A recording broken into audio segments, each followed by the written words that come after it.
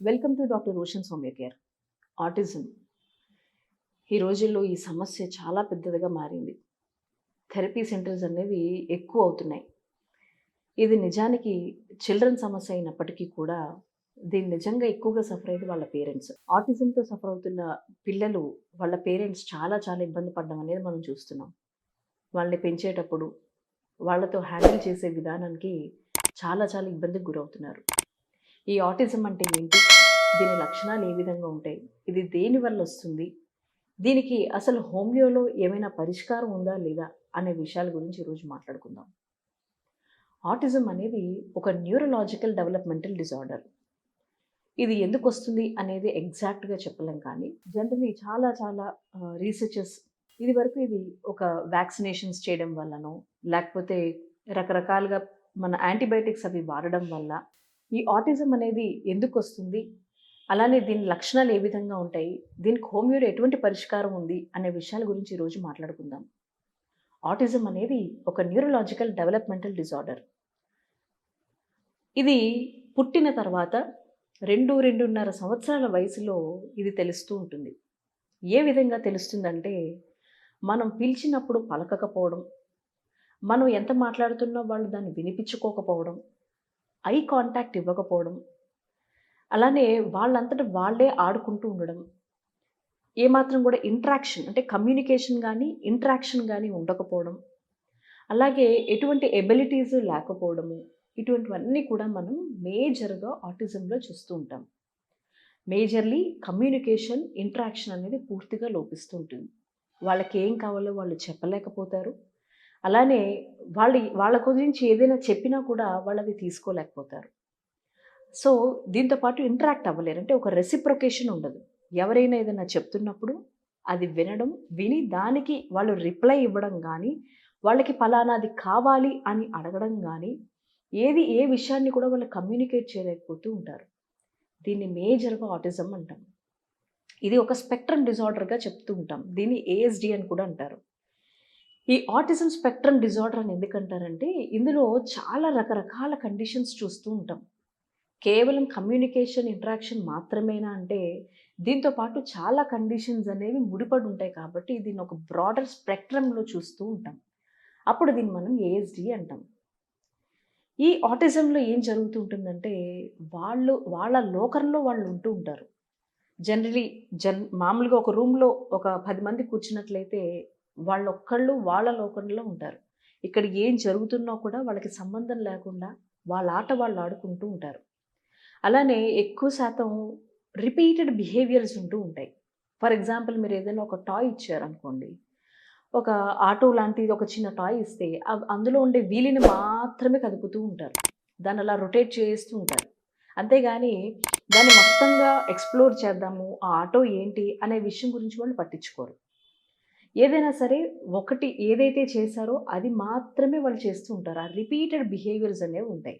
దీంతో పాటు చాలా హైపర్‌గా ఉంటారు. ఇక్కడి నుంచి అక్కడికి, అక్కడి నుంచి ఇక్కడికి. ఇప్పుడు క్లినిక్‌లో కూడా పేషెంట్స్ వచ్చినప్పుడు ఒక చైర్ మీద కూర్చోవడం అనేది జరగదు. కంటిన్యూయస్‌గా రూమ్ అంతా తిరుగుతూనే ఉంటారు. ఇక్కడికి, అక్కడికి, అక్కడికి, ఇక్కడికి అట్లా కంటిన్యూయస్‌గా హైపర్‌గా ఉంటూనే ఉంటారు. దాంతో పాటు వాళ్ళకేమవుతుందంటే స్లీప్ ప్రాబ్లమ్స్ ఉంటాయి. నిద్ర సరిగ్గా పట్టకపోవడం. వాళ్ళు ఈ హైపర్‌గా ఉండడం వల్ల, అలాగే వీళ్ళలో విపరీతమైన ఎనర్జీ ఉంటుంది.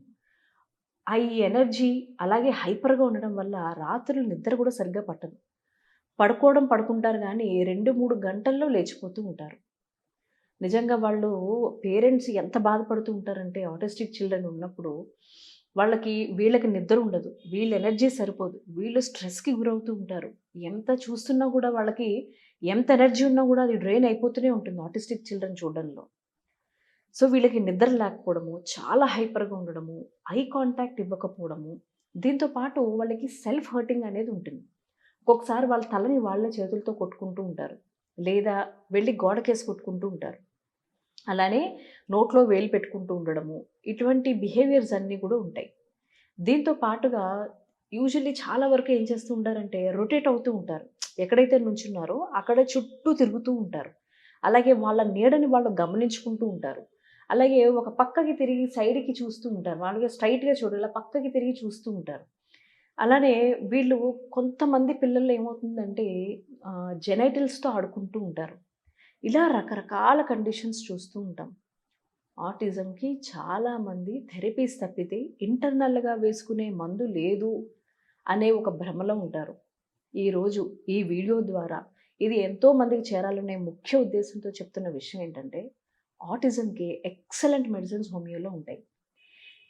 ఇప్పుడు నేను చెప్పిన ప్రతి కండిషను కూడా అంటే వాళ్ళలో ఉండే ఆ కమ్యూనికేషన్ ప్రాబ్లమ్స్ గానీ, ఇంటరాక్షన్ ప్రాబ్లమ్స్ గానీ, ability to learn new things గానీ, ఫోకస్ లేకపోవడం గానీ, కాన్సంట్రేషన్ లేకపోవడం గానీ, అలానే వాళ్ళు భయపడడం అంటే రొటీన్‌కి భిన్నంగా ఏదున్నా సరే వాళ్ళు అక్లిమటైజ్ అంటే వాళ్ళు అడాప్ట్ చేసుకోవడం అనేది చాలా కష్టంగా ఉంటుంది.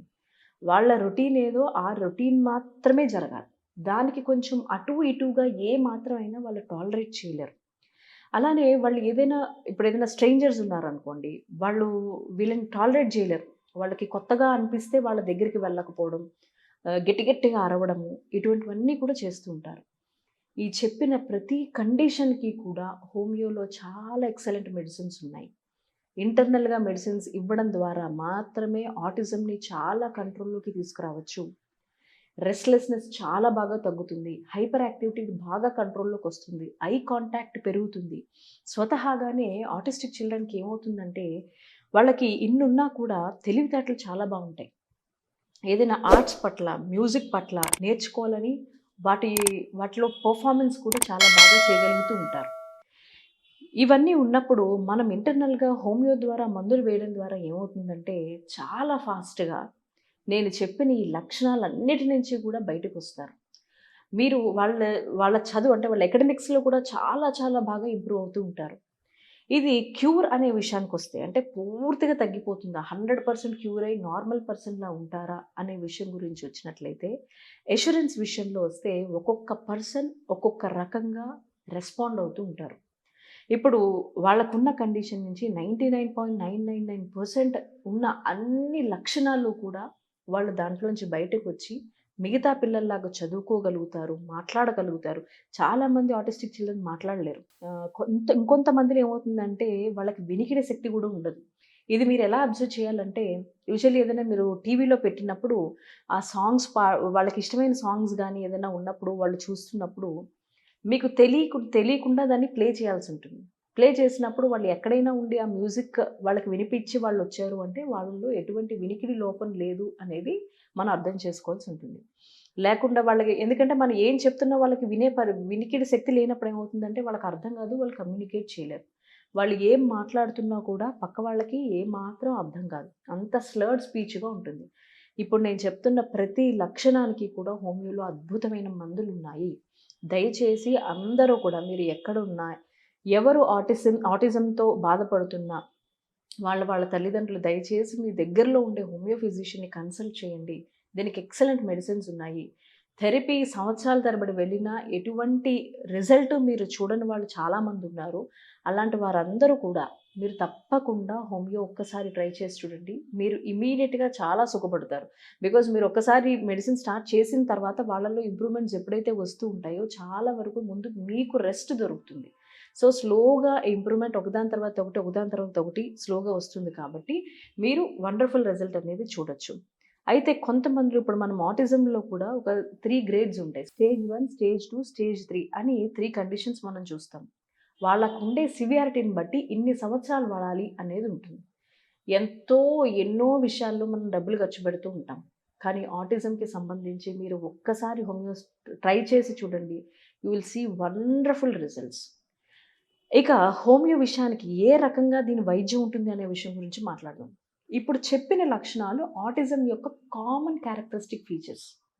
కానీ ఈ ఆటిజంలో కూడా ఒక్కొక్క మనిషి ఒక్కో రకంగా వాళ్ళకి స్పెసిఫిక్ అంటే కొంత పెక్యులర్ క్యారెక్టరిస్టిక్ ఫీచర్స్ అనేవి ఉంటాయి. ఉదాహరణకి నేను చెప్పినట్టు ఇందాక అందరూ జెనైటల్స్‌తో ప్లే చేస్తారా అంటే కాదు. కొంతమంది అలా ప్లే చేసే ఆ టైప్ ఆఫ్ ఫీచర్స్‌ని ఎగ్జిబిట్ చేస్తూ ఉంటారు. ఇంకొంతమంది ఎక్కువగా రిలీజియస్ మేనియా అంటాం. అంటే దేవుడు పాటలు విన్నా, ఎవరైనా దేవుడు పూజ చేస్తున్నప్పుడు అక్కడికి వెళ్లి కూర్చోవడం, గట్టిగా అరవడము, చప్పట్లు కొడుతూ ఉండడము, ఇట్లా ఒక రకమైన బిహేవియర్ ఉంటుంది. ఇలా ఇంకొంతమందికి ఒకటే రెస్ట్‌లెస్‌నెస్. అంటే ఇంక అసలు అది చాలా అంటే చాలా హైపర్‌గా ఉంటారు. తర్వాత ఇంకొంతమంది పక్క వాళ్ళని కొట్టడము, లేదా వెళ్లి దూరంగా అంటే ఎక్కడ కార్నర్ ప్లేసెస్ ఉన్నాయో చూసి అక్కడికెళ్ళిపోయి కూర్చుంటూ ఉండడము. ఎవరైనా స్ట్రేంజర్స్ వస్తే వాళ్ళ మీద రాళ్ళు విసురుతూ ఉండడము, లేదా వాళ్ళని హర్ట్ చేస్తూ ఉండడము. ఇలా ఒక్కొక్కళ్ళు ఒక్కొక్క పెక్యులర్ క్యారెక్టరిస్టిక్ ఫీచర్స్‌తో ఉంటారు.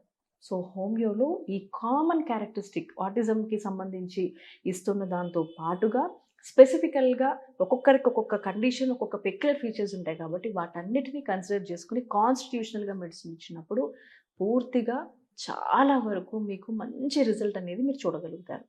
సో, దయచేసి ఆటిజంతో సఫర్ అవుతున్న ఎవరైనా సరే వాళ్ళ పేరెంట్స్ దయచేసి తప్పకుండా దగ్గరలో ఉండే హోమియో ఫిజిషియన్‌ని కన్సల్ట్ చేయండి. ఎక్సలెంట్ ట్రీట్మెంట్ ఉంటుంది.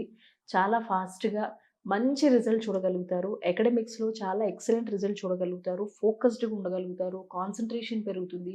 అన్నిటికంటే ముందు ఐ కాంటాక్ట్ పెరుగుతుంది. చక్కటి నిద్ర వస్తుంది. మాట్లాడగలుగుతారు. వినగలుగుతారు. ఇవన్నీ కూడా హోమియో మందుల ద్వారా సాధ్యం. దయచేసి మీ దగ్గరలో ఉండే హోమియో ఫిజిషియన్‌ని కన్సల్ట్ చేయండి. For more videos, please subscribe this channel.